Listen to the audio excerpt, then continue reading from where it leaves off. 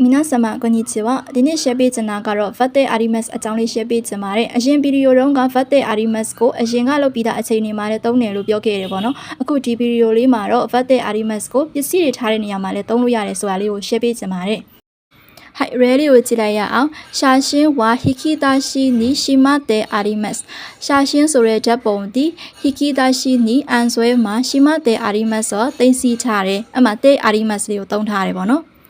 နောက် ready ကိုကြည့်မယ်။ゴミ箱は部屋の隅に置いてあります。ゴミ箱ဆိုတဲ့အမိုက်ပုံးဒီ部屋の隅ဆိုအခန်းရဲ့တောက်ဆုံးမှာပေါ့နော်။置いてありますဆိုတာကထားတယ်ပေါ့နော်။အဲ့လိုနောက်တစ်ခုကကြတော့ယောထေဣဟျောဝါဒေါဝါနောမီကီနီဟာတဲ့အာရီမတ်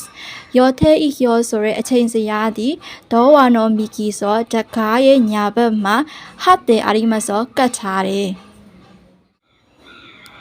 ဟဲ့ဒီနေ့ရှယ်ပေးသွားတာက Vate Arimas ကိုအရင်ကလုပ်ပြီးသားအချိန်တွေမှာသုံးလို့ရတဲ့အပြင်ကိုပစ္စည်းတွေထားတဲ့နေရာမှာလည်းသုံးလို့ရတယ်ပေါ့နော်ဒီပစ္စည်းကိုဒီမှာထားတယ်အမိုက်ပုံးဒီအခန်းတော်ဆုံးမှာထားသည်အဲ့လိုပုံစံမျိုးတွေမှာလည်းသုံးလို့ရပါတယ်はい今日はこれで終わりましょうまたね